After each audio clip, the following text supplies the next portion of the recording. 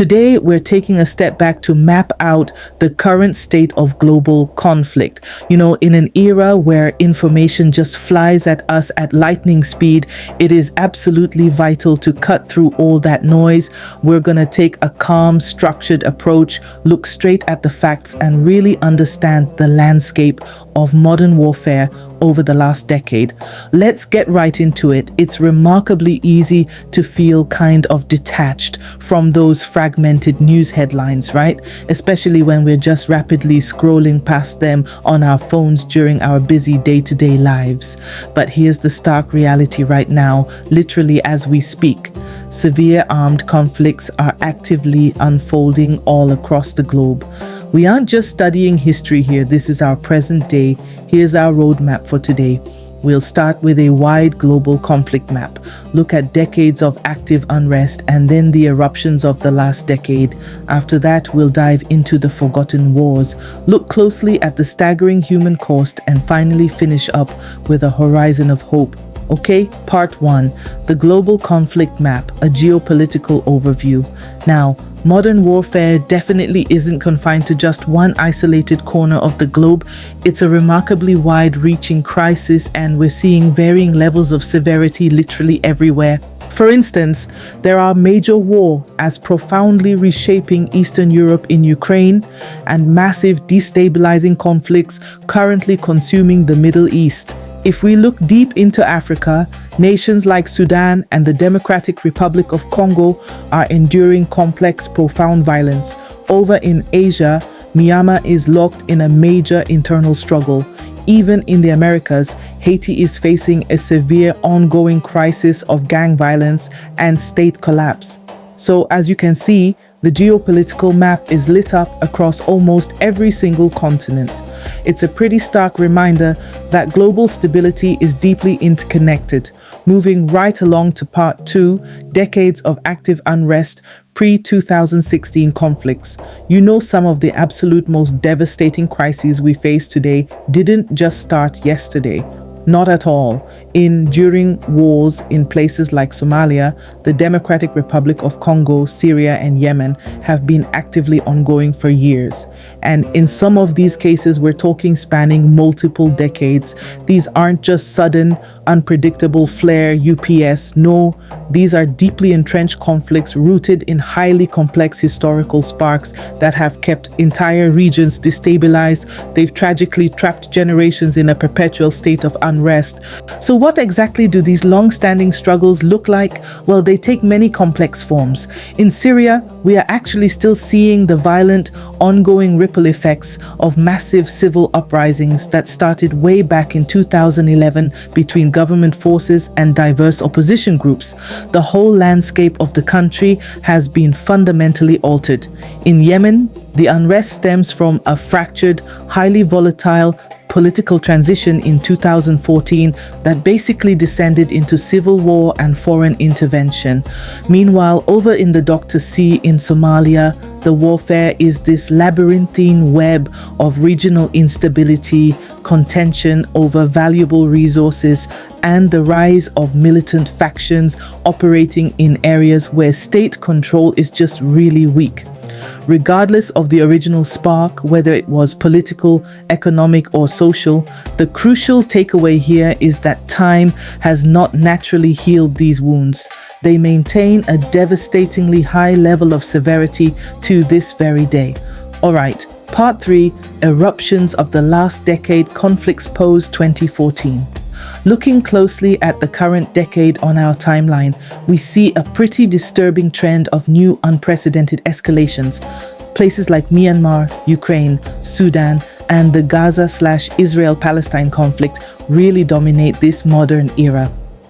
Now, while some of these regions absolutely possess deep historical tensions, the specific catastrophic iterations of the wars we are witnessing right now actually erupted or massively escalated into their current forms within just the last 10 years, and that has rapidly altered the entire global security landscape. To really understand the architecture of these recent major wars, we have to look closely at the initial spark and the specific factions involved. Let's break it down. In Myanmar, a 2021 military takeover pitted the state apparatus against newly formed, highly motivated, armed resistance groups all across the country. In Ukraine, simmering regional tensions from 2014 abruptly erupted into full-scale state-on-state conventional warfare. Honestly, the likes of which Europe hasn't seen in decades. Then in Sudan, the spring of 2023 saw a violent, catastrophic rupture between two rival military factions, fiercely vying for ultimate control of the nation. And in the Gaza/Israel-Palestine conflict, deep-rooted regional disputes recently escalated into highly severe active warfare between state military forces and militant groups, drawing immense international alarm. Grasping these simple mechanics, who exactly is fighting and why it escalated when it did, is so absolutely crucial to understanding the sheer severity and complexity of the modern world. That brings us to part 4, the forgotten wars. Media visibility versus reality. Now we have to address a really difficult reality regarding how we consume information. There is a massive disparity in how the world pays attention to conflict. Major wars, particularly those with direct economic or geopolitical implications for Western nations, like the conflict in Ukraine, completely dominate global headlines. I mean, they are discussed every single day. But simultaneously, massive crises in places like Haiti or the Sahel region in Africa remain tragically in the dark. They're virtually absent from the evening news. The reality of the human suffering on the ground is identical, but the global media visibility is just vastly disproportionately different. And a distinct lack of media coverage absolutely does not mean a lack of crisis. Actually, the severity of these overlooked conflicts is profound. For example, in Ethiopia, intense internal regional factions have caused massive, devastating upheaval, displacing huge populations in events that barely register on the global radar. Across the vast Sahel region of Africa, various militant and insurgent groups are actively destabilizing multiple nations at once. It's creating a sprawling transnational security nightmare. And along the Afghanistan/Pakistan border complex, factional violence continues to simmer with deadly consequences for the local populations. These are not just minor localized disputes. They are high-severity conflicts that desperately require our collective understanding and attention, regardless of their geopolitical convenience. Let's shift our focus to part 5, the staggering human cost civilians in the crossfire. Over the last 10 years of global conflict, the combined toll on human life, community structure, and global stability has been frankly staggering. It is so easy to get lost in the political architecture of warfare, but behind every single map coordinate, behind every strategic objective, and every geopolitical debate, there is a severe daily reality for the millions of innocent civilians caught directly in the middle. Ultimately, the true anatomy of modern conflict is measured in human suffering. We're talking about widespread forced displacement, where families are given mere minutes to leave absolutely everything they have ever known behind, embarking on highly dangerous journeys with no clear destination. We're looking at the total loss of vital infrastructure. That means a complete lack of functional hospitals, clean water, and basic healthcare for the wounded and sick. It brings acute, widespread food insecurity and starvation, and perhaps most devastatingly for the future, it causes a complete interruption of education, effectively stalling the potential of an entire generation of children.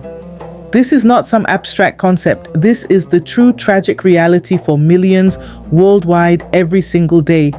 Finally, part 6, a horizon of hope towards resolution.